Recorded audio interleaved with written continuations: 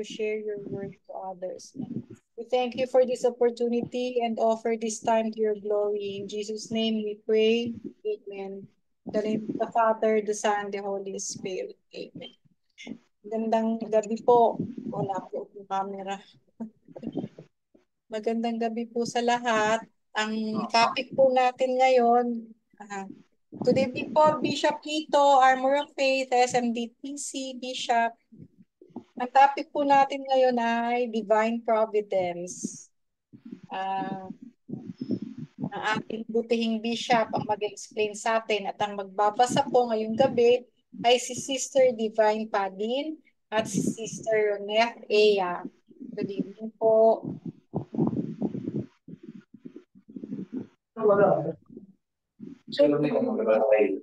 Good evening po. Good evening, Sister Divine. Divine Providence.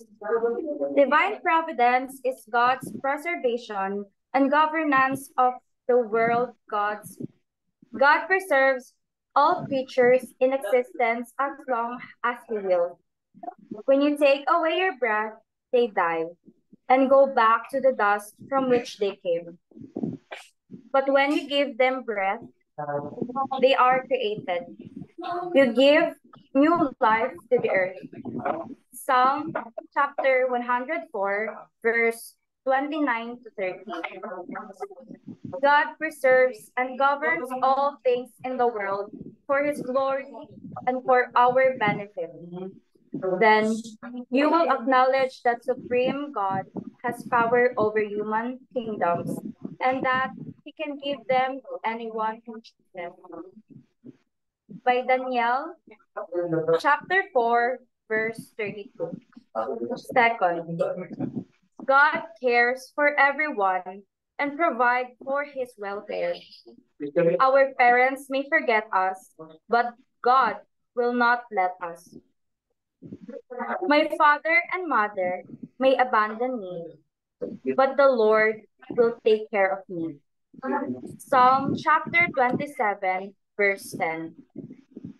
Can a woman forget her own baby and not love the child she bore? Even if a mother should forget her child, I will never forget you. I have written your name on the palms of my hand. Isaiah chapter 49, verse 15 to 16. God cares even for the irrational creatures. This is why I tell you, do not worry about the food and drinks you need in order to stay alive, or about clothes for your body. After all, isn't life worth more than food? And isn't the body worth more than clothes? Look at the birds. They do not plant seeds, gather a harvest, and put in barns. Yet your Father in heaven takes care of them. Aren't you worth much more than birds? Can any of you live a bit longer by worrying about it? And why worry about clothes? Look how the wildflower grows. They do not work or make clothes for themselves. But I tell you that not even King Solomon, with all his wealth, had clothes as beautiful as one of these flowers. It is God who clothes the wild grass that is here today and gone tomorrow. Burned up in the oven, will He be all the more sure to clothe you? What little faith you have. So do not start worrying. Where will my food come from? Or my drink? Or my clothes? These are the things the pagans are always concerned about. Your Father in heaven knows that you will need all these things. Instead, be concerned about everything else with the kingdom of God, and with that He requires of you. And He will provide you with all these other things, so do not worry about tomorrow. It will have enough worries of its own. There is no need to add to the troubles each day brings. Matthew chapter 6, verse 25 to 34.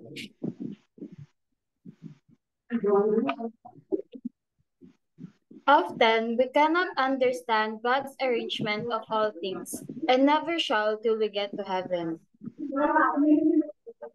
Yet, in our lives, we can trace again and again the good providence of God. We read in Romans chapter 11, verse 33 to 36.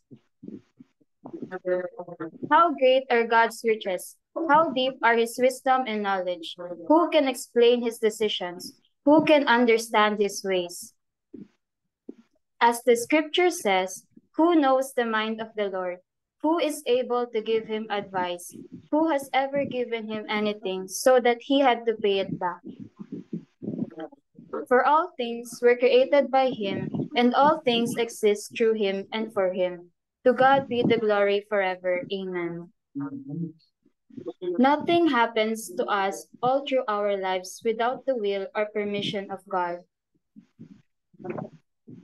For only a penny you can buy 2 sparrows, yet not one sparrow falls to the ground without your Father's consent. There is nothing that happens by chance. We may not know the causes of many things, but all have some cause, and God guides all. People of Israel, give thanks among the nations, where he sent you into exile. Even there he showed his great power. Tobit 13, verse 4. There are many things in the world that is not in accordance with the perfect will of God, and of which he is not the cause.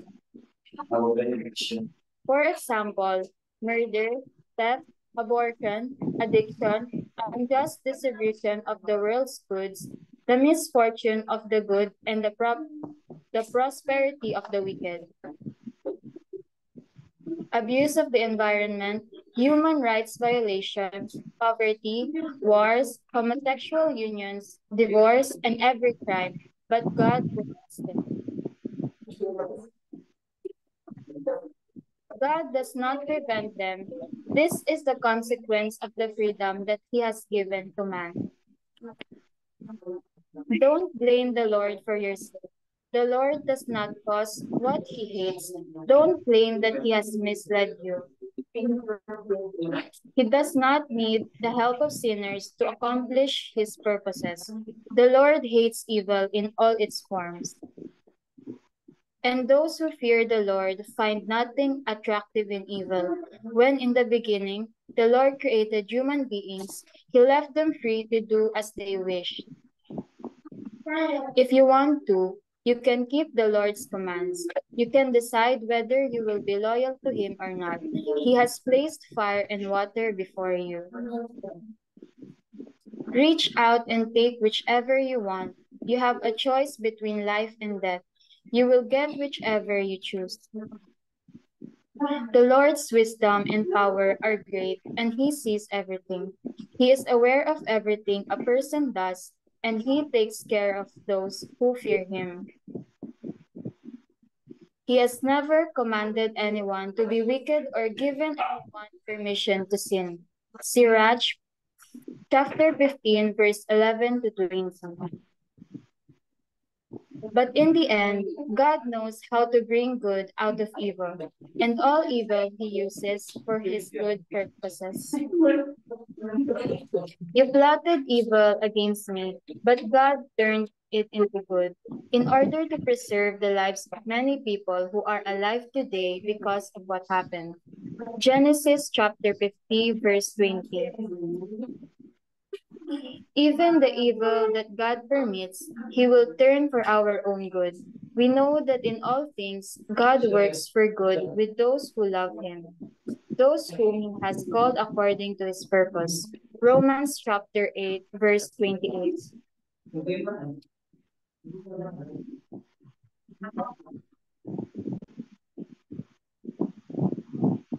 Knowing the providence of God should make us resign ourselves completely to his will. Leave all your worries with him because he cares for you. By 1 Peter chapter 5, verse 7. Let us not allow ourselves to be troubled about the arrangement of God's providence. So then, those who suffer because it is God's will for them should by their good actions trust themselves completely to their Creator, who always keeps his promise. By 1 Peter chapter 4, verse 19. Let us adapt ourselves gladly to his will so that we may obtain true peace. Peace is what I leave with you. It is my own peace that I give you. I do not give it as the world does. Do not be worried and upset. Do not be afraid. By John chapter 14, verse 27. Resigning of our will to the will of God is the most perfect offering we can give to God, and soon will result to our perfection. Jesus only wants to bring us to him, to stay with him. That is what Christian life is all about, staying with Jesus for the rest of our lives.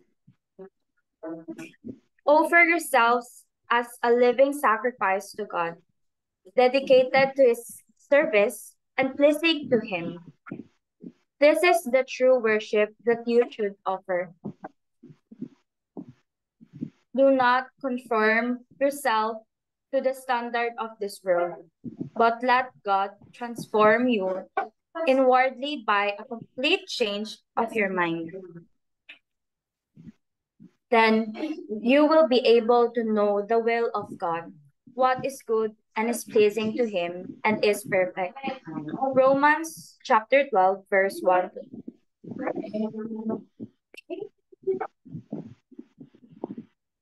At the last day, God will reveal to us his wisdom in preserving and guiding the affairs of the world and of each individual.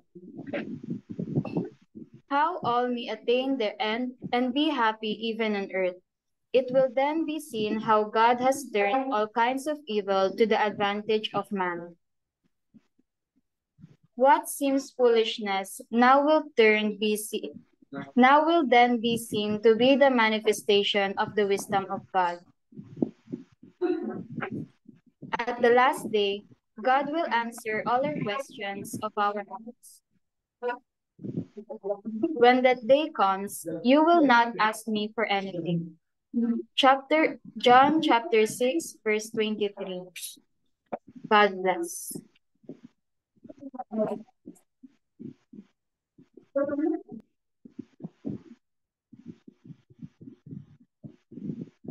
Marami pong salamat, mga sisters. Sige po. Thank you very much, Sister Divine tsaka si Sister Ronette. Hasang-hasa na kayo ni Lord sa pag-deliver ng kanyang message, no? Praise God. Bago ko po siguro bigyan ng paliwanag o paglilinaw o pagpapalalim ng ating topic na Divine Providence, itaas po natin ang bawat isa sa atin sa kagalingan ng ating Panginoon, no? Marami po sa ating community members ay may sakit ngayon. Itaas po natin lahat, no? Nakikita ko po si Brother John, si Brother Egay, si Brother Aldrin, at saka si Brother Alvin. Tinataas po namin sa iyo, Panginoon, at kasama rin po si Bishop Lito. Ay tinataas ko po rin po, Panginoon, si Sisters G, si Baby, si Ate Baby, si Che, tsaka si Ronnie, at yung brother ni Sister Che, yung eldest brother niya, si Lynn, si Vicky, si Sister Karina, si Sister Jess, si Sister Emily, si Ate Levi, Sister Lilian, Sister Renita, Sister Edita, si Sister Pinky at si Sister Pinky Ambat, Heidi Ambat, si Pinky at si Sister Heidi Ambat na dating sumasali sa atin, si Sister Vanji sa Australia at kanyang husband. Ang San Martin de Porres Church, ang Armor of Faith Prayer Group, at ang community ni Brother Aldrin, Sister Karina. Sino po yung nakita kong bagong pangalan dito? Si Sister Mary Lantoria? Sino po yan? Sister G. Si Sister G pala yan. Sige, praise God, no? Ang minsan na i-text ko po sa kay Bishop Lito at kasi pag tinetext ko si Bishop Lito, binibigyan ko rin ng copy si Sister Jess tsaka si Sister Karina. Nabanggit ko rin na para patuloy na ating faith formation at lumalim ang ating pangunawa sa ating pananampalataya sa pag-ibig sa Panginoon, ang sinuggest ko po, kung may time po kayo, from time to time, kahit na 20 minutes ng lahat ng topics na natin. Kasi kung makikita nyo, 100 videos na po ang nating na-produce, no, na biyaya ng ating Panginoon. Halos po ng subject matters na-cover na natin. Ang kailangan lang po, yung, bakit ko sabing first 20 minutes? Kasi doon po lahat yun, naisulat yun eh. Yung the rest, mga discussion yun. Kahit na huwag nyo po munang pakinggan yung mga discussion, yung first 20 minutes, balik-balikan nyo po. No? Ayun po yung patuloy yung faith formation dahil 100 topics na po yan. Mapansin nyo, mga iba dyan, nagkakatugma, nagsama-sama, nauulit. Ano po yun? Kasi yun po yung panampalataya, natutulungan ang bawat paniniwala natin sa isa't isa. Kaya, kayo po suggestion ko sa inyo kung may time po kayo sa 100 videos na na-produce natin sa inspirasyon ng ating Panginoong Jesus, mapag-aralan at mabalik-balikan. First 20 minutes lang, no? Ayun po pinakamagandang catechism class na pwede natin maibigay sa lahat ng miyembro natin. At pwede na rin po kayong gumawa ng grupo, community on your own. Based on this, mga teachings na 100 videos na na-produce ng Christ Family Prayer Group, San Martin de Porres Church, Armor of Faith Prayer Group, at ng community ni Brother Adrian at ni Sister Karina. Ayun lang po yung para yung iba po maging katekista, at yung iba ay maging part ng Pastoral Elders Council, at yung iba ay maging pare. Po, itong topic nating Divine Providence, ito po yung parang overview ng plano ng Diyos na hindi natin maintindihan. Pero dalawang prinsipyo po ang kumikilos yan. Sinasabi ni St. Augustine, God is good at God is wise. Kasi lagi tayo may kinakanta, God is good all the time, God is good. God is good talaga. Kasi nature ng God, ang kabutihan niya. Ngayon, pag may nangyayaring hindi maganda sa ating pananaw, di ba, nakakasakit, may cancer, may kakilala na ako ngayon nasa hospital, 2 lungs niya, may pneumonia. Pero okay na po yun dahil mukhang kumakalat yung ganitong sakit niya sa Pilipinas o saka sa States. COVID-19 variant, kung tawagin nila, JN2. Kahirapan sa buhay, mga problema sa trabaho, sa negosyo. Yung mga hindi maganda na nangyari sa palagay natin. Ang tanong natin is God really good? Kaya kita nyo sa mga YouTube, sa mga yung mga atheists, mga hindi niwala sa Diyos. God is not good. Siguro may ginagawa siyang kabutihan, pero hindi talaga siya good. Kasi how will you explain nangyayari ngayon sa mundo? Kaya sinabi ni St. Augustine, God is good, isasama mo yung isang katangian ng Diyos. God is wise. Kasi God is wise, He will not allow evil to exist if He will not derive good out of evil to fulfill His purpose for His glory and for the benefit of the human race. Ayun po ang buod ng divine providence. Lagi niyong iisipin, God is good, God is wise. May sakit si Sister Emily. Is that the goodness of God? Sickness is evil. Tignan nyo yung wisdom ng God.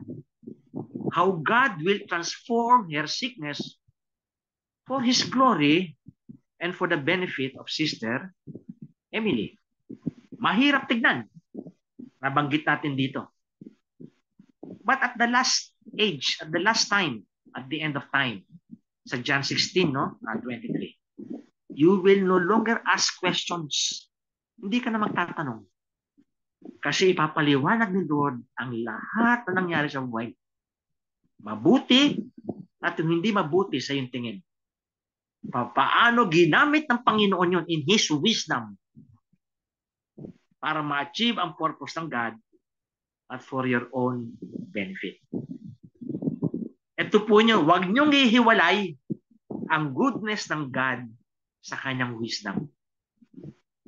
Kasi, pag in-emphasize nyo lang lagi, ang God is good, may tanong lagi pa paano yung mga hindi nangyayari. Halimbawa, mga nabanggit ko, mga abortion, contraceptives, same-sex union, divorce, crime, theft, lahat, wars, COVID-19, lahat yan.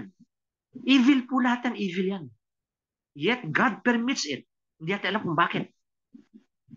Because God is wise. Hindi niya inaalis ang ating kalayaan.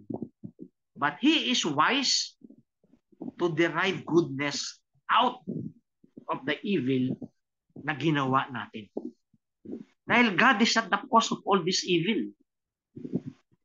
Ang cause niyan, yung freedom natin, misuse and abuse of our freedom, nasa temptation ni Satanas, kaya nagkakaroon ng evil. Kaya, i-connect po nyo lagi yun. The goodness of God and the wisdom of God. Maraming namatay, mga mahal natin sa buhay, nakalungkot. The wisdom of God. May kakilala ko, Cebu. Namatay yung tatay niya, mahal na mahal nila. Tapos yung nanay niya, mahal na mahal yung husband niya.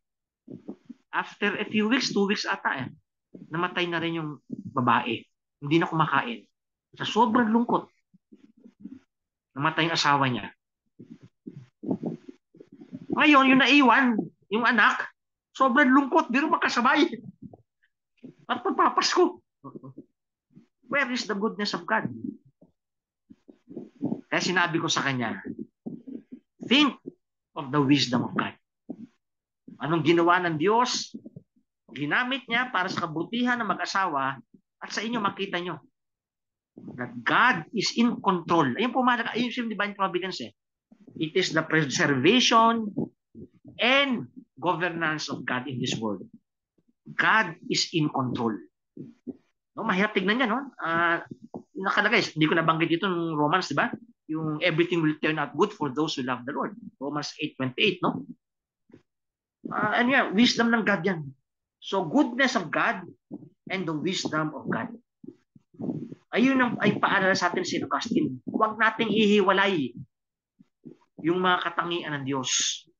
The wisdom of God and the goodness of God.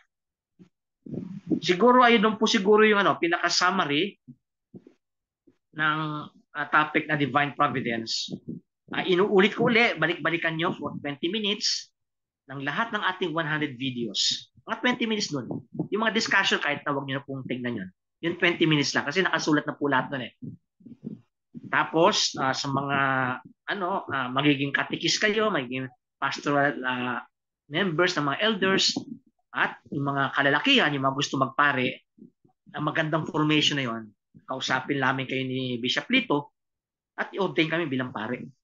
At wala na kayong assignment. Ang assignment nyo ay magmisa na kayo sa bahay araw-araw.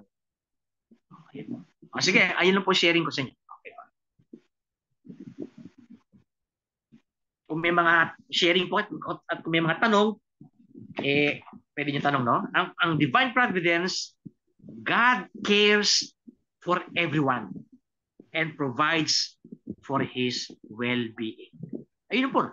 Sabihin sa divine providence, kasi ang sabihin ng providence, provide. No? Providence, no?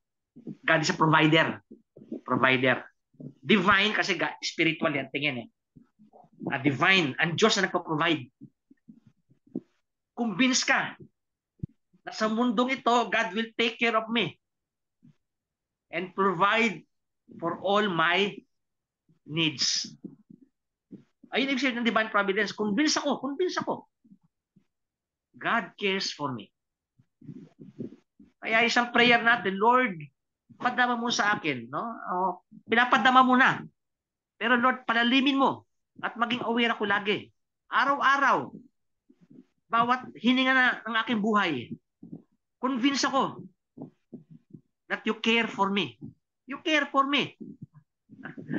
You care for me and provide for all my needs. Ayun po yung divine providence. The Lord is taking care of me. Kahit anong mangyari sa buhay ko. God is good all the time and God is wise all the time. Siguro mas maganda, may gumawa ng song yan, no? God is wise all the time. No? Wala pang gumagawa no? Ng song na yun, no?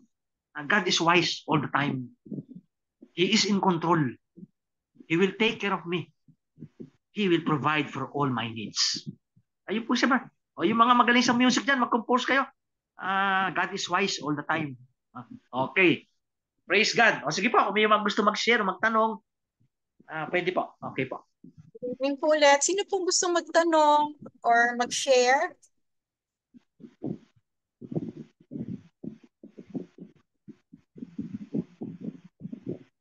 Meron po ba kayong katanungan? Brother John, Sister G, Brother Aldrin, Sister Yoli.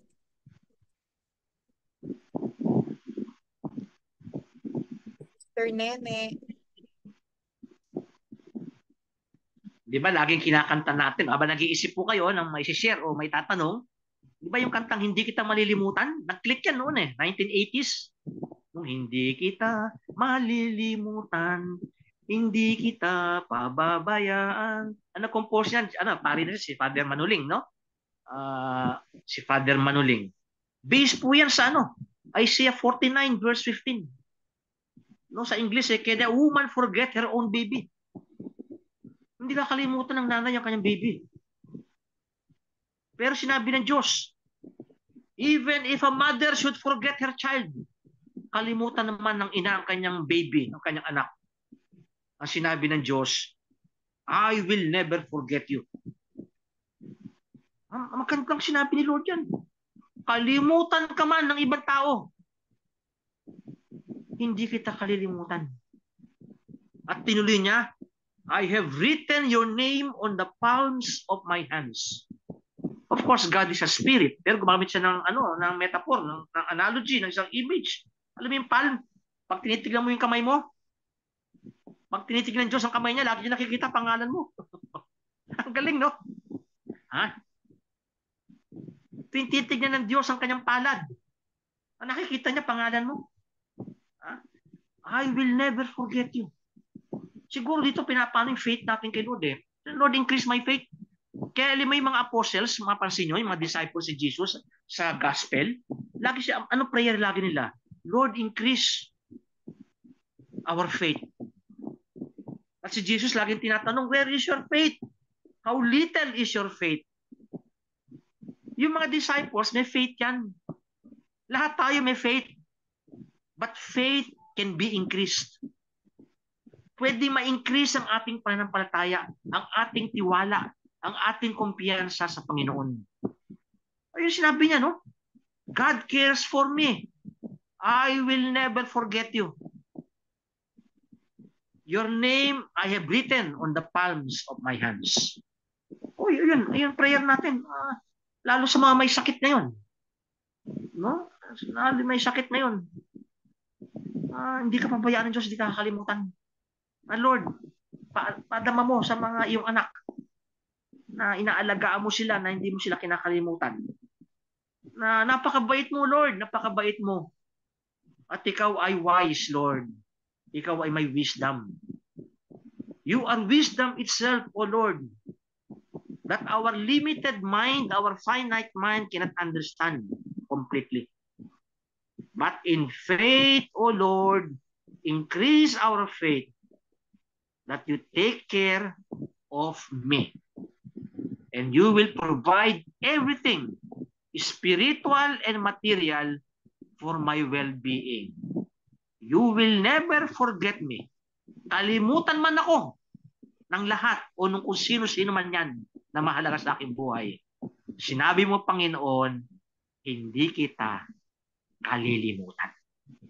Praise Jesus, no? Thank you, Lord. Thank you, Father. Thank you, Jesus. Thank you, Holy Spirit. Thank you, all you angels and saints. Pinapaaral niyo sa amin na mahal kami ng Panginoon, no? O, sige po, kung meron pong gusto mag-share, no?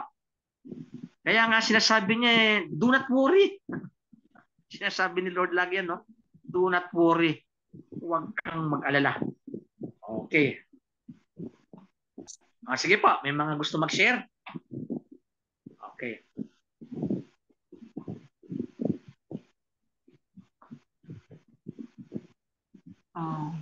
Mag-share lang ako, Bishop. Okay po, Sister G. Okay po. Yeah, good evening po sa lahat. Okay po. Regarding, dugtungan ko lang yung sinasabi ni Bishop regarding yung faith, strengthening our faith, that sometimes talaga medyo humihina tayo, especially when we're in the pain or hurt, or sometimes nababalot tayo ng takot o kaya worry. Kahit malalim na kasi yung faith natin, patuloy tayong sinusubukan on this aspect, no? So, ma-share ko lang din na in my life, medyo siguro sabihin na natin nagmamature man ako sa faith, pero constant itong trials na ganito. Yung parang sinasabi sa akin paulit-ulit, ang liit naman ng faith mo. Parang ganyan. Kumbaga, hindi kulang yung oras kung maikwento ko pa talaga yung buong buhay ko, no?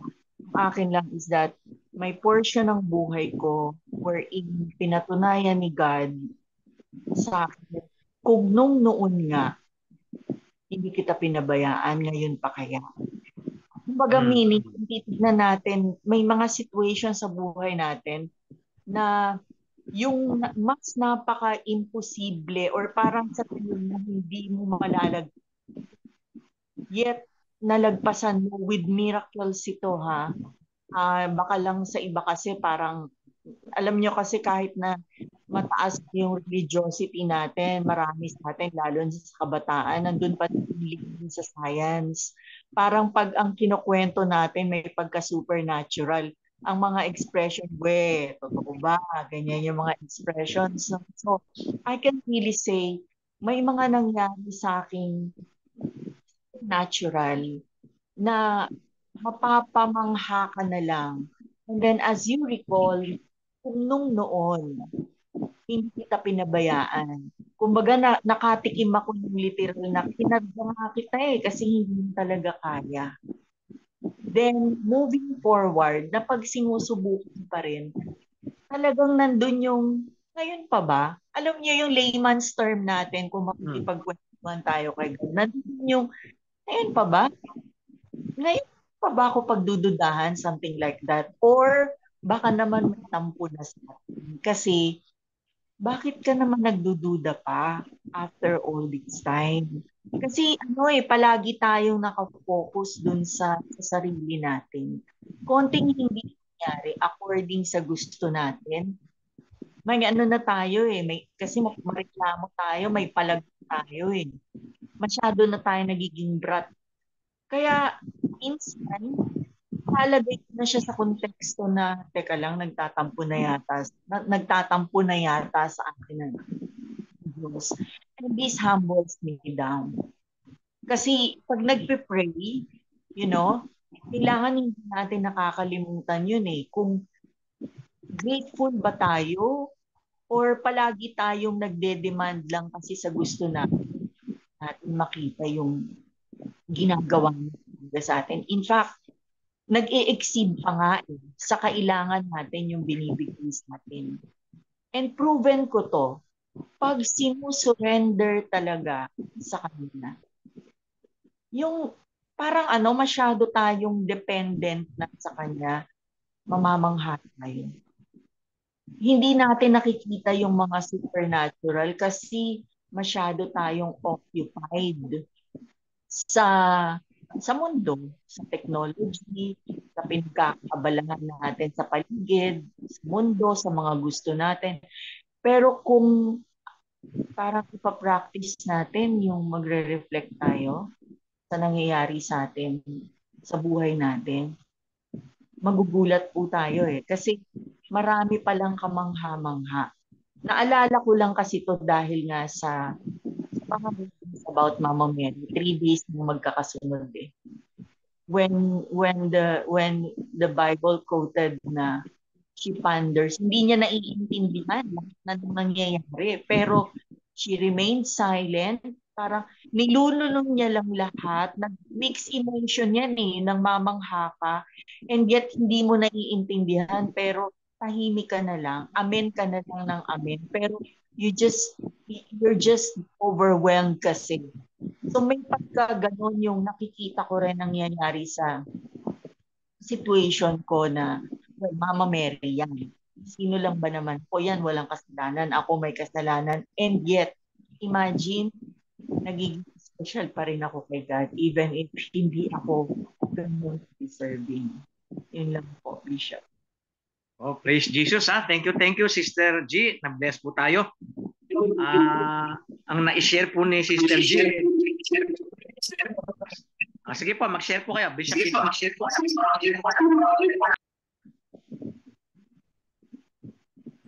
Bishop Lito, mag-share po kayo. Okay. Good evening.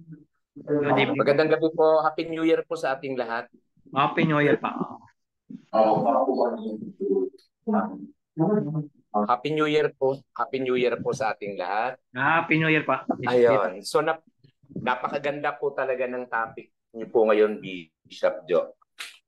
Dahil bago pa lang magbagong taon saka magbagong taon, lahat naman talaga stress. Dahil lahat wala. Natapos yung bagong taon, yun pa rin naman talaga eh. Lahat po ng hindi nabati ng New Year, pakiramdam po, nakalimutan. Lahat po ng hindi naregaluhan ng Pasko, lahat po ang pakiramdam po ay kabaliktaran po sa lahat ng binasa natin. Kasi mahirap man aminin, pero alam ng tao ang Diyos, pero nakadepende pa rin talaga sa basic na pangangailangan. Kahit sabihin niyo po na pamahiin lang po ang lahat ng mga masaganang handa, pero lahat po ng mga nakausap ko po, lahat po depressed, lahat po malungkot kasi wala yung kanilang mga masaganang nakain sa lamesa. Kaya nga, napakaganda po ng pinagnilayan natin ngayon. Kaya nga lang sa mga nakausap ko po na class C at class D sa komunidad po natin, A, B, C, D, nasa C at saka D, nasa laylayan. Napakahirap po makarelate sa napakaganda pong binigay ninyong topic. Kasi ito po yung sagot sa akin. Sabi niya, AB siya, parang napakahirap ko po namin ma-adapt na sadya bang hindi kami pinabayaan ng Diyos.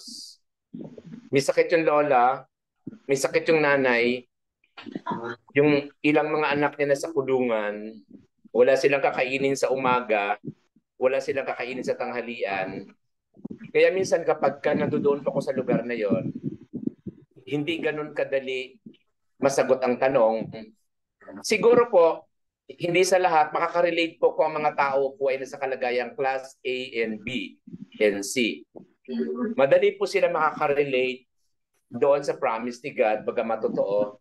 Pero aminin po natin yung realidad kapag nasa lugar ka po na naglilingkod o nagpipreach. Lalo po kung ang mga lingkod po ay, kayo po naranasan niyo po kasi nagmi-mission po kayo, Bishop, hanggang Kabukiran. Nagkandadulas na nga po kayo, nagkanda-aksidente na kayo. Pero kapag hindi po natin naabot ang mga lugar na nasa laylayan, sa lahat po ng mga preacher laiko, sa lahat po ng mga kaparian, Romano man at hindi, pwedeng pagalingan lang po talaga yung iba ng preach at pagtuturo. Pero kapag hindi po talaga nila naabot, mga laikong preacher na mga magagaling, kapag hindi po talaga nila naabot po talaga, at kung hindi po nakapag-serve po sa kulungan, tayo po kasi nakapag-serve po tayo ng 3 years sa Pasay City Jail. Nakapag-serve po tayo ng 3 years sa Las Piñas City Jail. Nakapag-serve po tayo ng 10 years sa orphanage. Kaya makaka-relate ka po talaga ng promising ni God maliban nandun sa mga tao. Kaya nga, sa iba't ibang kategorya, kung paano ba natin i-adapt, siguro kaya nga yan ang hamon sa lahat po ng mga katikista, sa lahat po ng mga Bible study sharer, laiko preacher. Ngayon 2024, napakahalaga po talaga na i-extend, i-explore, hindi lamang on cam, hindi lamang on television, on radio. Napakarami po ng mga tao na dapat po maabot ng ganitong mensahe na maramdaman nila na hindi kayo pinabayaan ng Diyos. Kagaya po, meron tayong kasama dito. 7 years ng walang trabaho at walang hanap buhay. Pero hindi pinabayaan ni Lord. Ang laki pa rin ng tiyan. Ibig sabihin, ang dami pa rin kinakain. Napaka-importante po, Bishop, na maipadama po natin talaga sa tao na hindi naman talaga kayo pinabayaan ng Diyos. Sabi ko nga po doon sa nakaharap ko, walang-wala kayo. Pero di ba buhay pa kayo? Ang dami niyong reklamo for 20 years. Pero buhay pa kayo. So, ibig sabihin, hindi kayo pinabayaan ni Lord. Ang dami nga dyan, no? Punong-puno ang refrigerator. Ang daming account sa bangko. Pero patay na. Eh kayo, ang dami yung, sabi ko nga din sa mga nakausap ko, kasi nasa class din na lugar ako malimit eh. Ang realidad, talagang salat na salat sa lahat. Sardinas yung pagkain, tuyo yung pagkain. Pero sabi ko, buhay kayo, ang dami nga dyan, ang sasarap ng mga pagkain. Pero sabi ng doktor, bawal yan, bawal yan, bawal yan. Kaya hindi naman ka-enjoy din at hindi naman ka-inggit-inggit. Yung sagana ka sa lahat, although biyaya ng Diyos yan, pero kung maisip mo, ipinagbawal naman lahat ng doktor. Kaya nawa sa hamon, eto, nagpaplano tayo kami dito, dumami ang lingkod ng Panginoon. Umunlad po, so yun yung plano ko na dapat po, yung pag-aaral po, mas mabigyan ng focus. Yun ang pinag-usapan namin ni Brother Aldrin. Huwag na lang makontento po sa Bible study, huwag na lang makontento sa prayer meeting, saka atin sa misa, saka memorize po ng lahat ng mga dapat i-memorize. Actual na po talaga nagagawin. Kasi para madama po, para si Kristo po, sinasabi nga namin dito, Bishop, huwag nating kaladkarin ang mga tao papunta kay Kristo, dalhin natin si Kristo sa mga tao. Kasi napakahirap po, nakaladkarin niyo po yung mga tao na punta kayo ng simbahan, punta kayo sa lugar. Parang sinasabi namin dito na si Kristo na po ang dalhin natin sa kanila. Dalawin natin kung kinakailangan sa bilangguan. Magkaroon po tayo ng mission na dapat po at least once a year may grupo po na dumalaw man sa bilangguan. Kasi hindi naman sila naaabot po ng ng Zoom, ng Google Meet. Halimbawa po tayo po, meron man tayong once a year, nakadalaw po tayo sa isang bilangguan. Isang kaluluwa man lang. So, sanabi ko nga dito, maiba naman ang uri ng paglilingkod. Kaya nga po ang hamon ko po ng misa ng 31 na ang buong mundo po ay sumisigaw ng kapayapaan. Sa totoo lang po, kahit meron na po tayo ng lahat kapag walang kapayapaan po, kapayapaan na po talaga pinakasusi ng lahat. May pera o wala, basta may kapayapaan. Kaya nga lang po, ang hamon po, ang makakamtan lamang ang kapayapaan sa ganap na pagsunod sa Diyos. Sabi ko, tigilan natin yung kadadasal ng kapayapaan, Lord. Kapayapaan po.